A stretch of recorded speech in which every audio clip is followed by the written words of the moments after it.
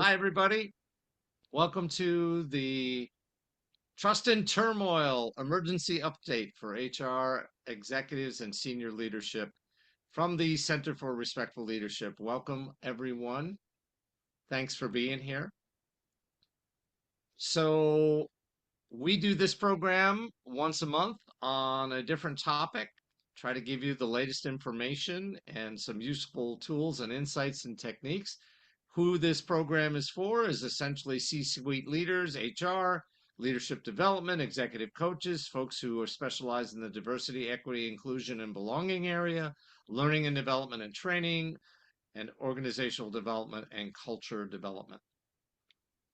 So in the next hour, I make a promise to all of you to provide you with some useful data and information, some practical concepts and insights, a few recommendations, and even some techniques you can use. And at the end, I will offer you an opportunity for some coaching.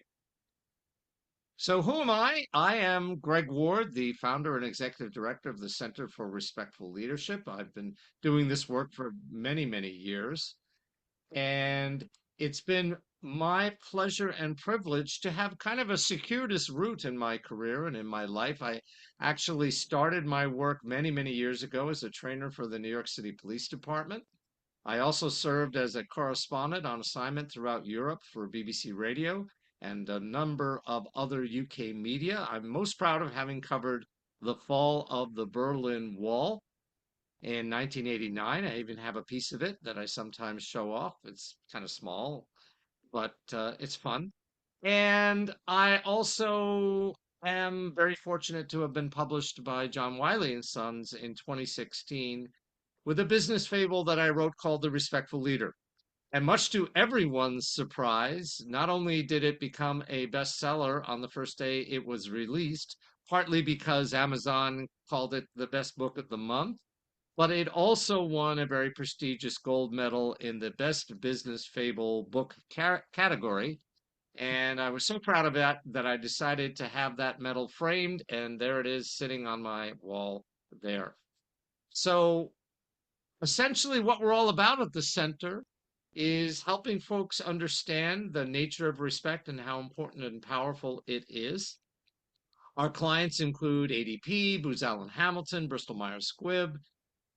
We've worked in every industry vertical for the past 20 plus years. We're also executive coaches, and we do a lot of workshops all over the world. So we specialize in focusing leadership and organizations on the positive power and transformative measurable impact of respect. We also engage in alternative dispute resolution, a process we call coaching for respect through restoring respect within relationships. We do a lot of research, some of which you'll be seeing some of that today. And we help organizations create what we call actively respectful cultures. And we even have an assessment that helps your organization do that.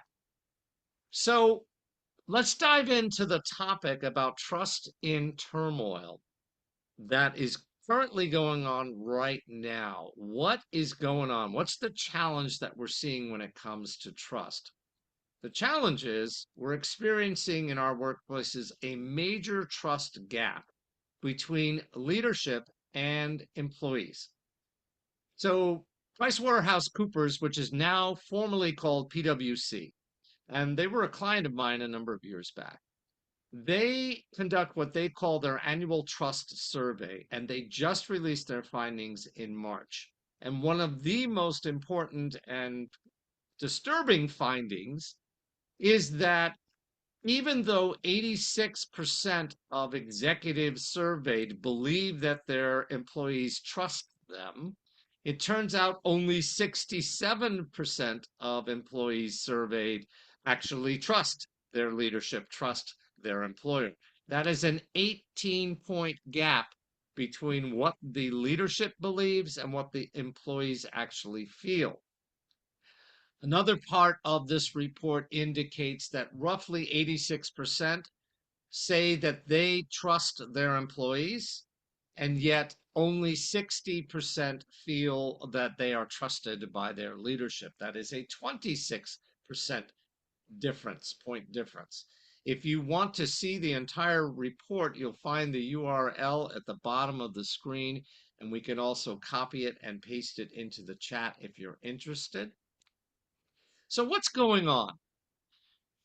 How many of you are familiar with something called NPS, the Net Promoter Score? I should probably see some hands go up.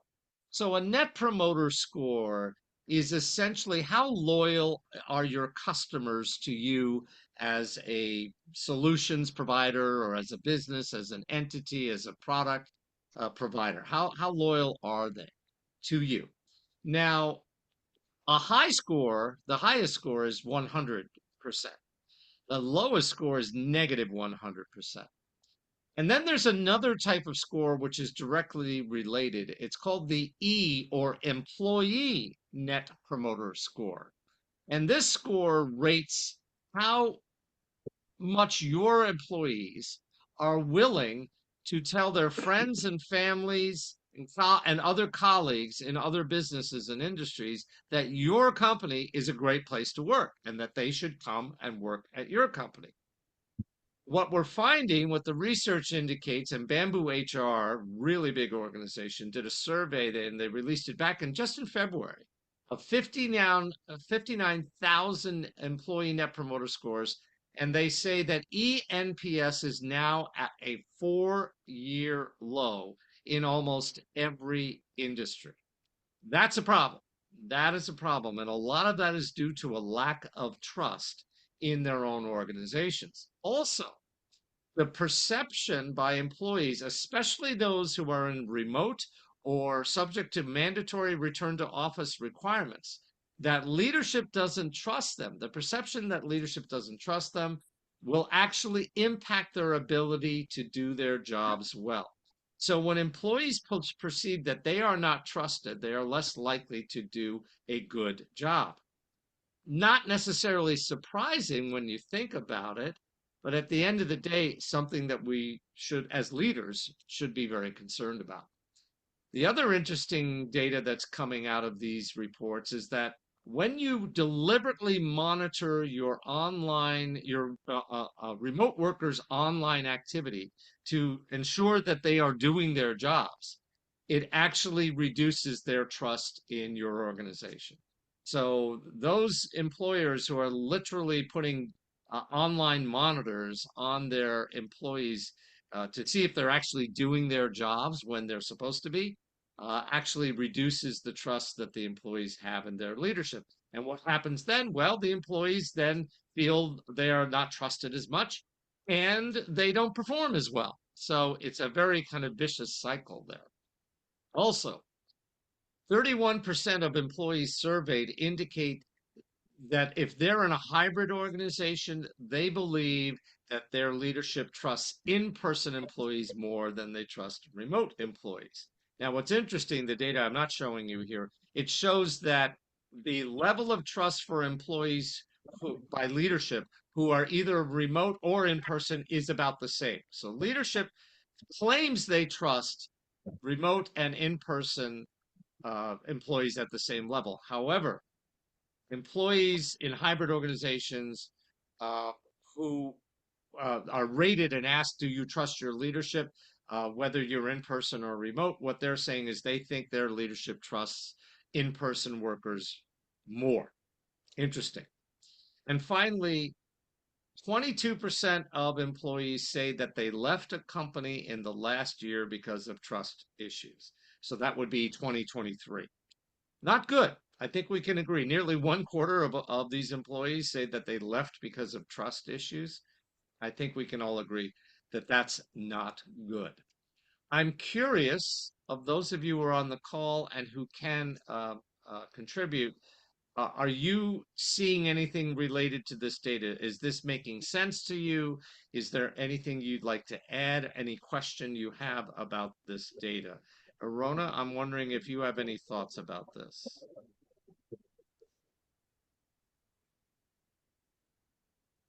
Oh, no. Interesting. We can't.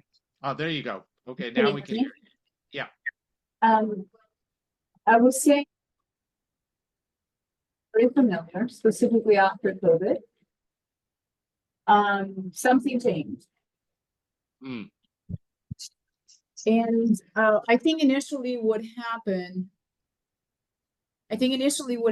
was what I experienced on my end was that the market was driven by the applicants. And Uh-huh.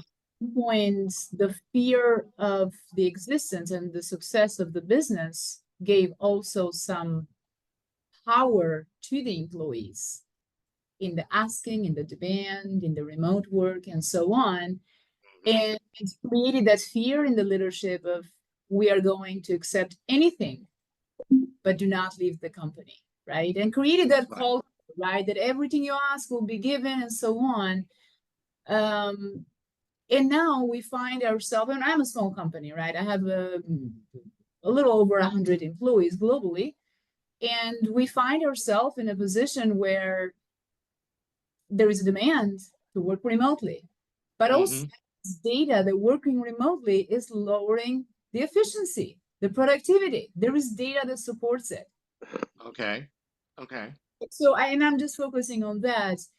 To your point earlier, if you monitor the employee online or remotely and you prove that this is not working, it's all about the communication and how you do it. To have a Right. reason behind that case that you are facing and you are about to change.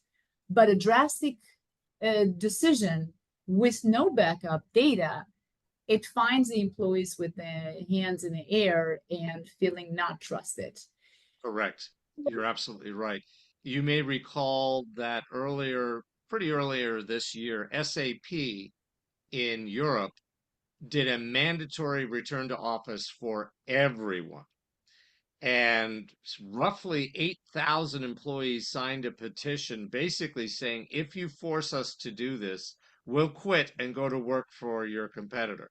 Yep. And so they completely backed off on the mandatory return to work. And it's partly their fault. It's the leadership's fault because during the pandemic, they encouraged everybody to go remote. And the workers, according to leadership during the pandemic and even afterwards, even though everyone was remote, they were still meeting their metrics. They were still making their numbers. So when the mandatory return to office came back, the employees are like, well, wait a minute. You told us to go remote. We met our metrics, and now you're forcing us to come back to work. This doesn't make sense to us. We were all working happily. We thought we were meeting our goals. So why would you do this to us? And in hindsight, I think SAP really shot themselves in the foot. And what we're now seeing, and this may be your experience too, Rona, and others, is that the hybrid environment is what everybody's settling on. A loose hybrid or an even strict hybrid.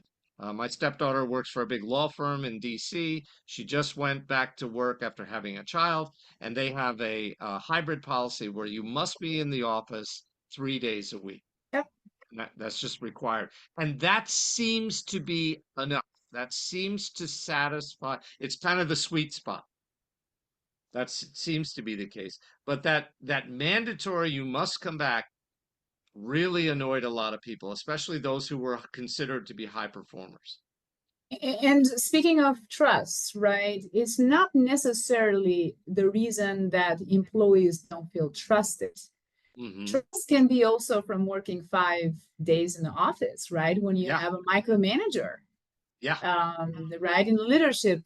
So it depends, right? It all depends. That's our it does. magic word. That's how we reply. But it all depends because it depends on the situation, right? But It does. the key there is communication, Yes. right? What we found out as HR professionals is to understand better what is important to the employees. Hmm. Why is Hmm. that remote work so critical to them? And Hmm. why do they need to see it from the eyes of the employer?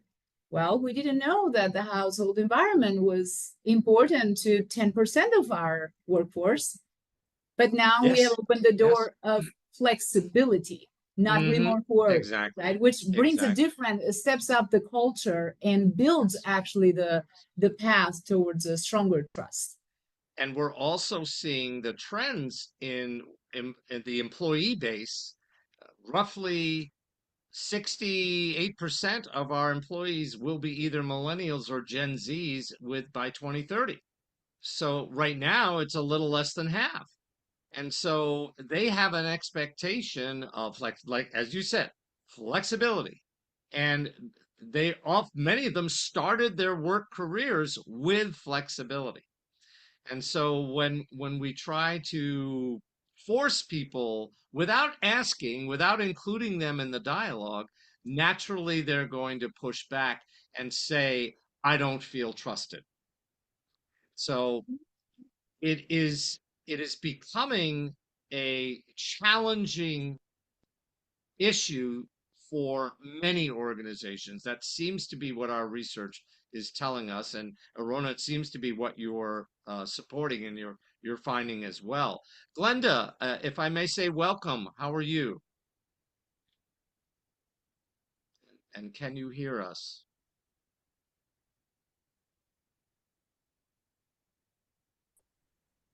There you Hello, are. I'm sorry. Here I That's am. quite all right. How are you? I'm great. How are you? Good. Where are you coming to us from? I'm coming to you from Bristow, Virginia, which is about 30 miles south of DC. Very good. Very good. Welcome. Thanks Thank for being you. here. We were just having a conversation about how there's a larger and larger trust gap between leadership and employees than there has been in recent years, and it seems to be growing larger and larger. And Yes. so we were having a discussion about why that might be the case. And we focused on generational differences and expectations, and we also focused on the return to office mandates, the things that happened during the uh, the the pandemic, and so on and so forth. And now that the I'm curious, Glenda, are you also in HR? I am. I'm the Human Resources Director. Yes. Got it. Um, I'm curious about applicants who want to come to work for you. Is there an automatic expectation of either a hybrid environment or some kind of flexibility? There is, and unfortunately, many of our positions do not have that option because Mm, of the type of work that we do. got it. It's similar to healthcare where, your presence is required on Right. campus. Right. But we are really struggling to try to find a way to make some flexibility happen. And we Hmm. too had the workforce where during, COVID, the pandemic, they did have more flexibility to work remotely. But it does put stress on our other departments Of course. Yeah. when they are not there present. Mhm. Yeah. Yeah. I have a client that is a defense contractor. They manufacture sophisticated equipment. Yes, They have to come to work. There's just no argument. And those the engineers, some of the project managers, the supply project leaders, they don't have to. There is a hybrid environment there, and the level of, how shall I put it? The managers are constantly having to reassure those who are forced to come to work that everybody else is actually working. yes, yes. And there's always this, we know, thank you for so much for being here. We so appreciate you. They're laying on they're giving them free food. They're whatever they can to make them feel valued for being forced to go to work and sit in traffic and deal with all that commuter nonsense that drives everybody so nuts. Yes, And so many of them have, many of those on-site folks have complained about people working from home are not available when they say they're supposed to be. I can't have a meeting with them. They don't respond to my emails. They must be off at the beach with their kids, is right, the classic response, right? So, yes, which is not true in many cases. In fact, what and Arona, I know you were saying that productivity does go down in some ways, but the other thing that happens, especially with mid-level managers and senior managers who work remotely, we tend to put in even more time doing work than we would have if we actually went into the office. because Yes. how many of us are checking our emails at 9 o'clock at night? On the weekends, we're writing reports, we're doing all that work that we wouldn't necessarily do if we were in the office. So it's an interesting conundrum. Agreed, agreed. And we have faced that here as well. And it peaked at some point, I think last year, because it was created during COVID, right? Right. And we try to break that because the quality of work, the quality of the innovation, from the engineering team was not Yes. at the level that was before, right? Right. You're When they looking were at in person quality was versus right. quantity, right? Yes. So, Yes. I mean, all this is new. I'm sure 10 years from now, this will be the norm Yeah. and it will Yeah. be somehow in a frame of regulations and so on. But right now, Yes. we are just Yeah. bouncing back and forth ideas as we hit every single challenge. Very good point. I have a small client that is in design, and then the manufacture is done remotely. And they found at first, when they started to, the designers, when they worked remotely, work definitely took them much longer. The designs were not as innovative and so on and so forth. So what they eventually did is they mandated design, what they call design days, where the designers must come into the workshop together and design together. But the rest of the time they could work remotely, and that made the difference. So interesting. Interesting. Anna, welcome. Thanks for being here. Are you out of your car? I'm finally out of the car. Okay, great. Welcome. Thank you. I wanted to ask you, any thoughts that you have to add on this? So I say feedback and recognition to employees also plays a big factor in employee trust. So we did, I know earlier you were talking about what was the score? Something about the NPS score? ENPS. Yes, Yeah. I can. Oh, There it is. yeah, so we did the survey. We did our first survey last year, and one of the most common feedback that we received from employees was the lack of recognition and feedback from employees. Hmm. That's something that we've been pushing forward this year, trying to make a change and kind of help our leaders kind of like make sure that they're following up with their employees. So we implemented this tool called Motivators. It's a platform Yeah. as a way to help support that. So Excellent. I mean, so far it's been great. I mean, there are leaders who still don't contribute, and it's Right. like we're trying to come up with some leadership coaching so that we can help, Hmm. so that they can do a little bit of more recognition to their teams and Well, help them. that's excellent. And you've given me the perfect segue to some of the things that you can do to address this challenge. Thank you, Anna. So there are three that I want to cover for you. There are obviously a lot more, but there's three that came up in my research and in our work that I want to share with all of you. And the first is acknowledging what's real, what's really going on, being open and honest about what's going on. Secondly, is understanding the nature of trust and how respect is intricately linked to it. And then some techniques for building trust, which includes what you said, Anna, which is the motivosity and motivational surveys and inclusive communication. And I'll dive down into each one of these a little bit. So one of the things that we always want organizations to do is acknowledge what's real. I think we all know when leadership is shining us on, just telling us things that everything's fine when it really isn't, and we're all smart enough to sense that something's up. So what we find, it's better for leadership to be honest and say, hey folks, we've got a trust gap in this organization. Here's where we see it is. These are the metrics. This is the data involved in this. And we're going to share that with you. We're going to be transparent. We're going to be open about it. Just by doing that, what the research and the work that we've done tells us, if you're open and transparent about what's really going on, people's level of trust in you starts to go up.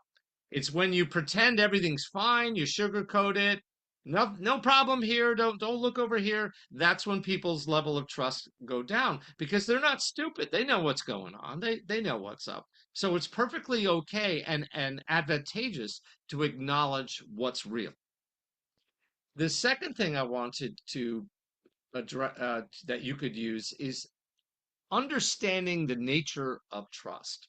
And this is something that I like to do with the leadership team is talk to them about how trust actually functions within relationships. If you're in a high trust relationship with someone or with your team, each member of that team and you perceives what we call ROCC, ROCC. It's a silly little acronym that explains what we call the four conditions of trust. So the R stands for reliability. Are you, as a leader or as an employee, reliable? Can you be counted on to do what you say you're going to do and do it in a timely fashion? And can also you step back and trust that others are going to be reliable, do what they're going to say, and do it in a timely fashion. And sometimes that can be proven right at the beginning of the relationship purely by this is a great one. And leaders always laugh at me when I say this. I said, you know what? One of the best ways to build trust with your team is just show up on time. Show up on time to your frickin' meetings that you arranged for them. And how many of you have been at meetings that the leader together and then the leader shows up late? I should see all the hands go up, right? So reliability has part of it is just show up on time or even show up early and be consistent with that. It's amazing how much people really value and respect you and trust you when you show up on time. So reliability is the first part of the ROCC model, the first condition. The second condition is openness and honesty. As I said before, not sugarcoating what's going on, but being open and honest about what's going on, even if it's negative. Even if it's negative, people will trust you more if you're willing to say, we've got a problem.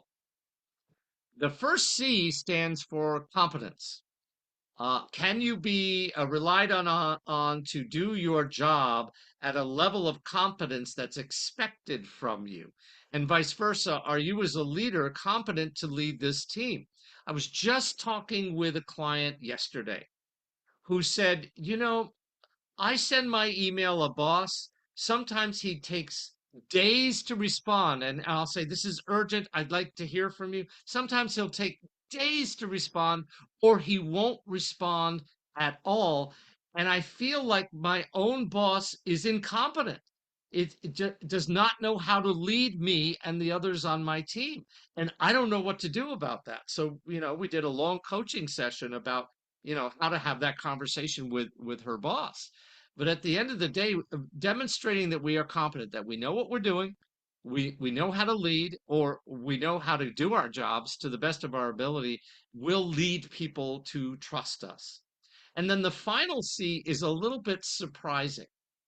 It's where we can show concern for others' best interests. The example I like to give is when a client of mine was finding that their staff were worried that they weren't thinking about what was in the staff's best interest. It was only in the executive's best interest. And so he said to me, I don't understand why they think I'm not concerned about what's good for my team. I don't get it. And I said, well, because he said, all I do is think about that. All I do is think about what's best for them. I said, well, are you sharing that with them? Are you sharing your concerns? Well, I don't want to freak them out, he said. Well, okay, I get it. But at the end of the day, you want your team to know that you are concerned about what's happening and how it's in their best interest or might be negatively impacting them.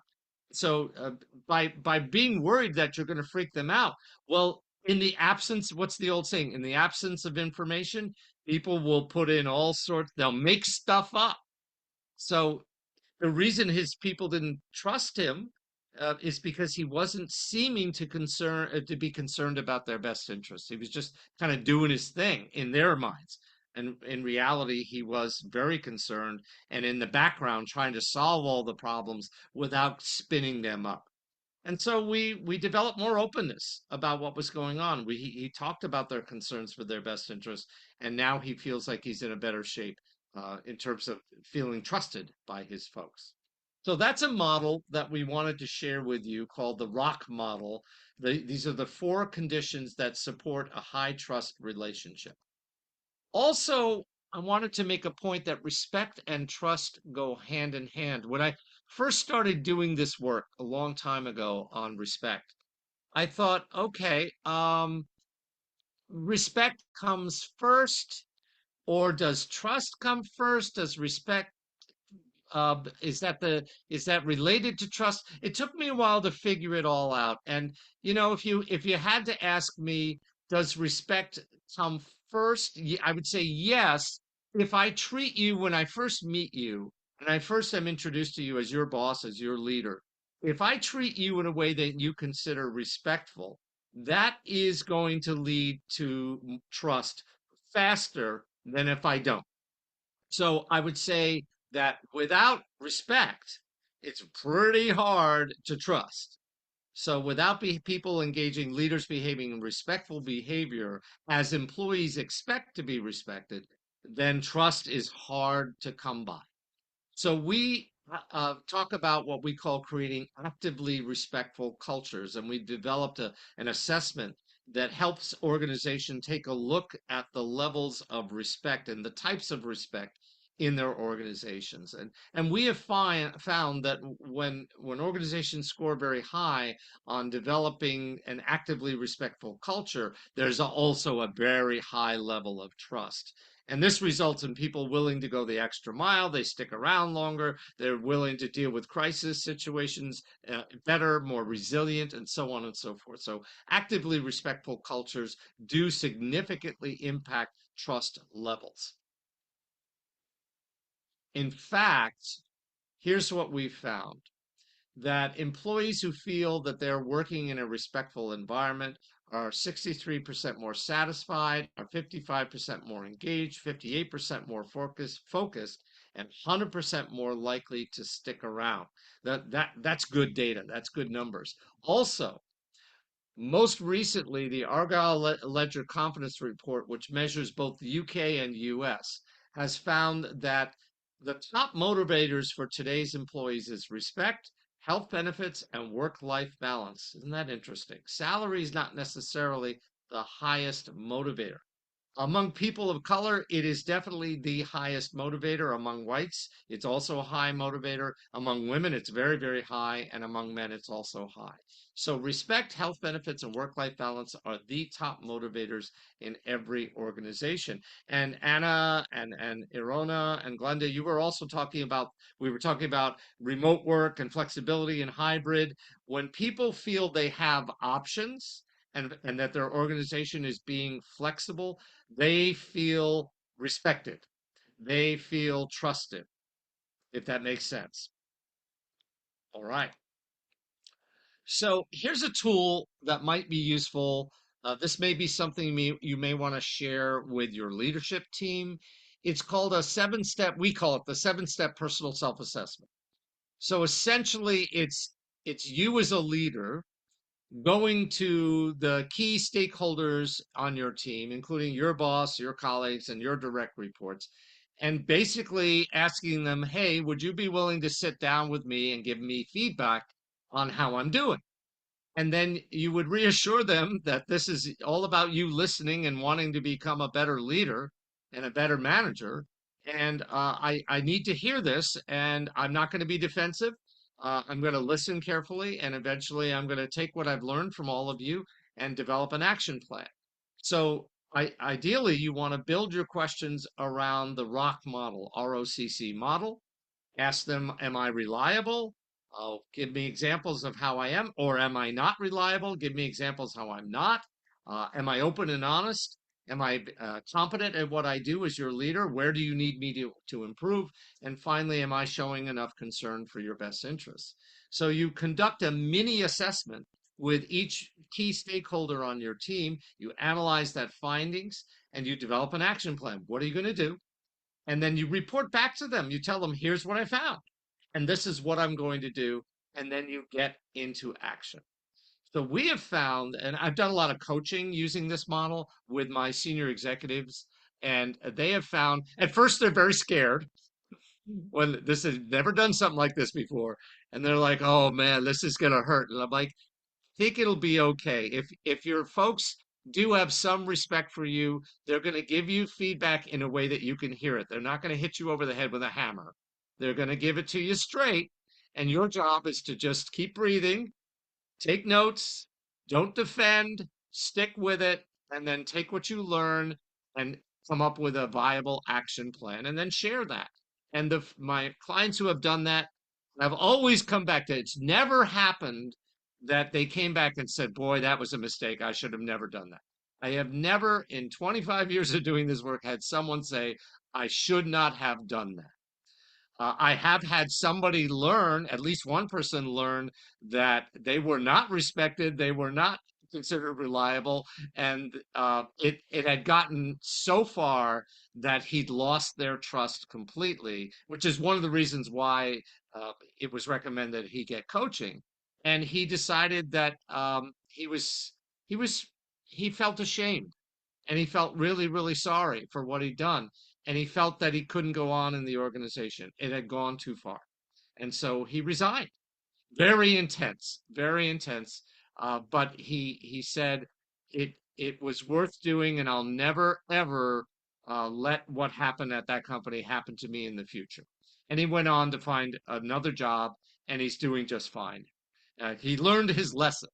But I've never had anybody say I regret doing it. And building a culture of trust is something that we are all about at the center. We always want to start with the C-suite, the senior most level people. We want to help them understand and develop and sustain what we call an actively respectful culture. We have that ARC assessment.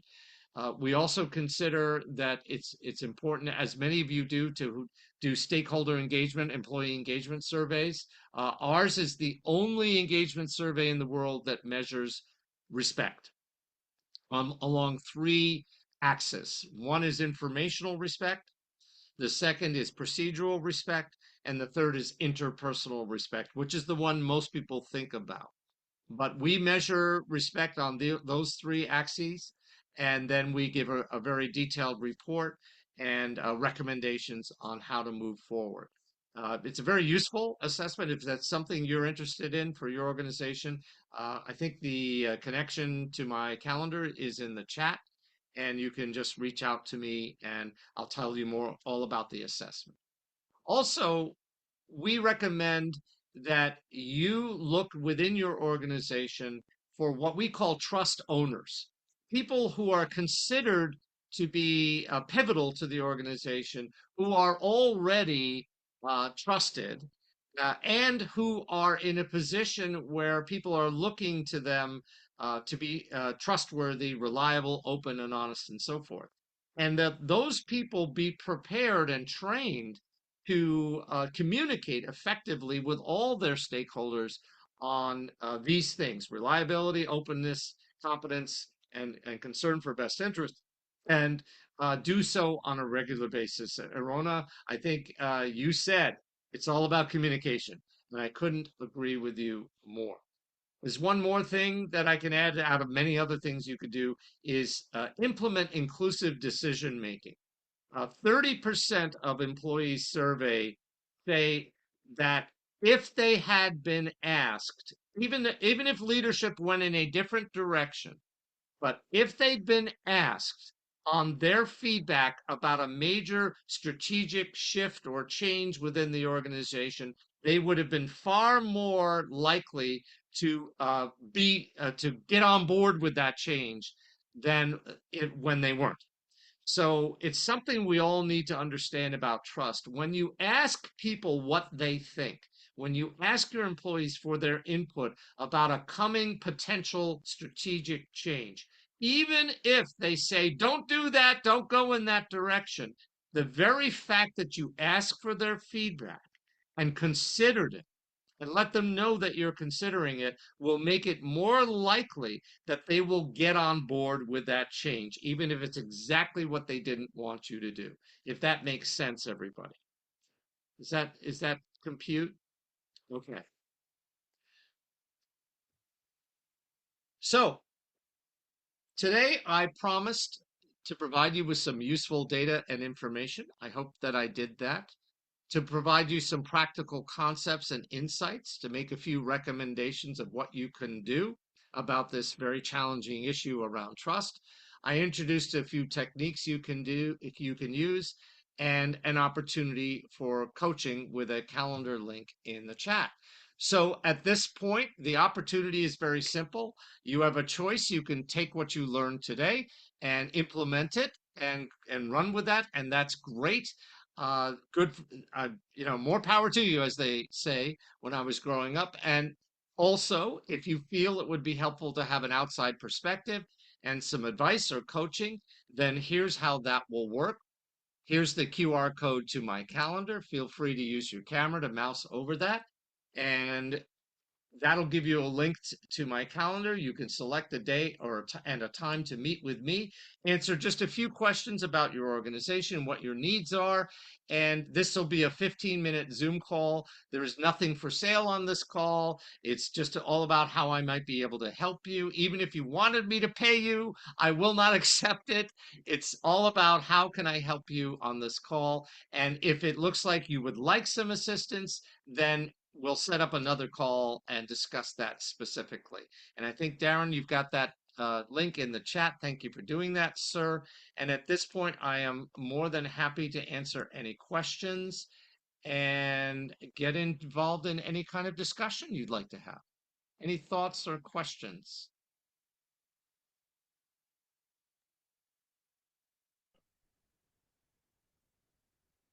Was this helpful to you?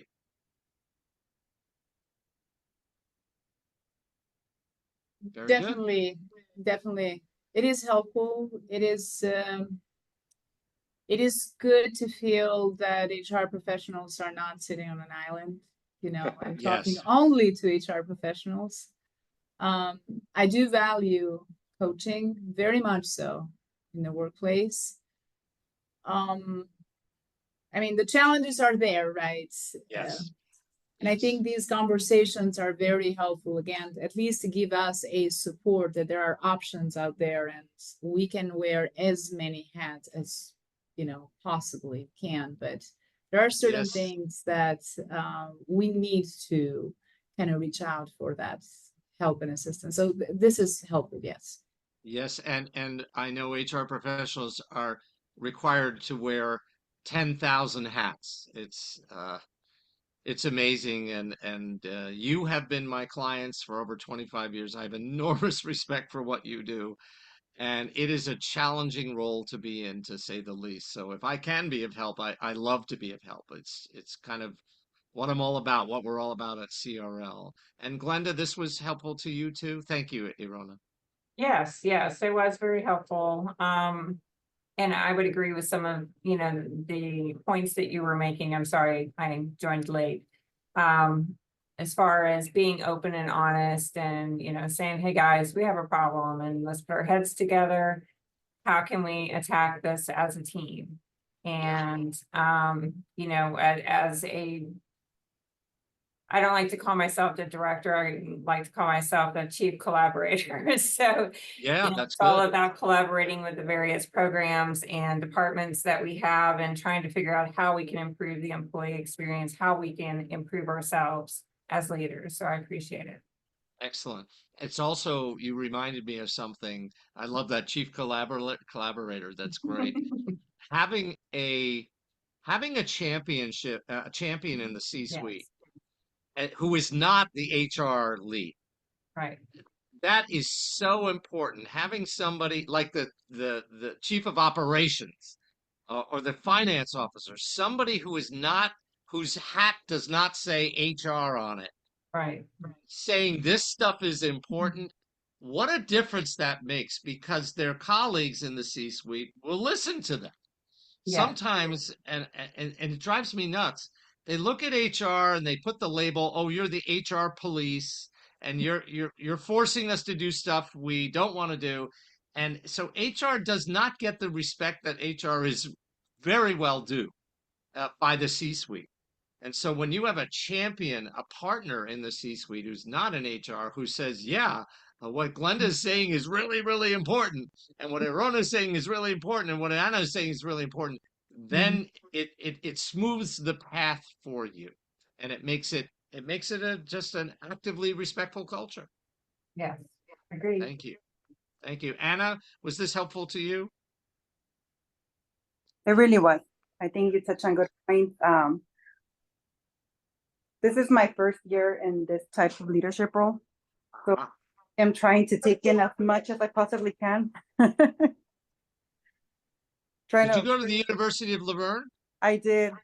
I spoke up there a few years ago at a big conference. Okay, So let's go. I'm really good proud. school. Good school. Thank you. Yeah, so Thank you. I feel that you touch a lot of good points. This year we're focused on helping our leaders. We're trying to develop our leaders. We know that as a growing organization, a lot of these leaders are emerging from individual contributor roles. Right. And Right. that's the most challenging part, because they're not coming from an outside place with leadership experience. So we Right. have to help develop them. Right. Right. So We have developed a number of years ago a workshop that we call the Respectful Leader Workshop. It's specifically for new and emerging leaders, people who were individual contributors. They're very successful. We see this with a lot of tech companies, engineers, designers, individual contributors who were just doing a bang up job. And then leadership says, "You'll make a great manager. Go ahead, go lead the team," without really any kind of interpersonal skills training, emotional intelligence work, psychological safety. So years ago, a lot of our clients said to us, "We need to train our new managers on how to be leaders." And so we came up with a program called the Respectful Leader Workshop. We do it virtually, by the way, and we've done it in house for many different clients, and we're about to launch it in January, where you could send one or two of your managers to it virtually, so it doesn't have to. It's usually about 12 managers in a cohort. It's 2 half days back to back, and they take the DISC assessment beforehand. They get automatic coaching after the program, and it's a very, very experiential, intensive immersion in the nature of respectful leadership and leadership style. And we find our clients just absolutely love it. They get a lot out of it. Most of them have said, and I know I'm patting myself on the back, they say this is the best leadership training program I've ever been in. That it's very useful. It's reasonably priced, and we keep the cohort small because it's so interactive. So we're going to launch in January a public one where you could send one or two rather than bring us in and do 12 or 14 at a time. And we can do it all virtually for you. We also do it in person. That's where I was just in New Mexico. I just got back last night. I did two workshops back to back. So, um, again, I want to thank you all for being here. We're running close to the top of the hour. Thank you for your time. If we can be of help, please connect with me and let's have a conversation. But with that, again, I just want to say thank you so much. I appreciate you joining us, and hope we do this once a month at the same time. Chris, is it the third Thursday of the month we do this? Third Yeah, Thursday, yes. at 12 noon Pacific. Yep. So thank you again, and take care, everybody. Thank you. You. yeah. All right. Thank you. Mhm. Bye bye. All right.